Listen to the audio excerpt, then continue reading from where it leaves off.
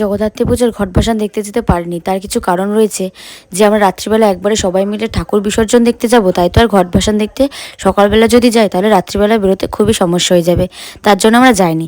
তাই তো সন্ধ্যাবেলা চাটা খেয়ে ওঠার পরে দেখি মিশো বাজার থেকে মোমো নিয়ে এসেছিল, আরও বলছিল কে কী খাবি বল। আমরা বলছিলাম যে কিছুই খাবো না, তাও তো মিশো জোর করে মোমো নিয়ে এসেছে। তবে মোমোটা না কেউ খায়নি। আমরা বলছিলাম যে একেবারে মেলায় গিয়ে খাবো, কিন্তু মিশো বললো যখন মেলায় যাবি খাবি, কিন্তু এখন তোরা সবাই মিলে একটু খা। তবে সবাই বলতে কেউই খায়নি, আমি আর বোনই বলতে গেলে খেয়েছি, ভাইও খায়নি, কারণ মোমোটা সবাই পছন্দ খুব একটা করে না। আমার মা মাসি তো খায়নি, বাবাও খায়নি, মেশো খায়নি।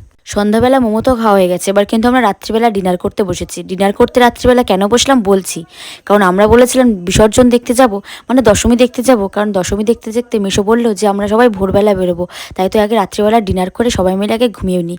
কিন্তু ঘুম তো আর হলো না, দেখো এখন ঘড়ির কাঁটায় কিন্তু রাত 12টা 38 বাজে, আর 12টা 38 বাজে, আর এই সময় কিন্তু সবাই খুব চিল্লামিল্লি করছিল। তাই তো বললাম ধুর ঘুম তো আর হলো না, তাহলে মাসি নাড়ু বানিয়েছে, মাসিকে বললাম তুই নাড়ু দে। তাই তো বসে বসে নাড়ু খাচ্ছিলাম, কিন্তু নাড়ু খেতে খেতে দেখো ভাই ছিল নিচে শুয়ে, ওকে বললাম উপরে আয়, ও তো উপরে আসছিলই না, নিচে দেখো একদিকে ঘুমাচ্ছে, একদিকে আমার ভিডিওর মধ্যে রয়েছে, একদিকে কিন্তু ঘুমিয়ে ঘুমিয়ে নাড়ু খাচ্ছে। কীরকম একটা অবস্থা, সে কি আর বলবো। রাত্রিবেলা তো মাইক নিয়ে আমাদের অবস্থাই খারাপ হয়ে গেছে, মানে এত নাচানাচি করেছি সে আর কিছু বলার মতো না। তাহলে আজকের ভিডিওটা কেমন লাগলো জানিও, সবাই খুব ভালো থেকো, দেখা হবে পরের ভিডিও, টাটা।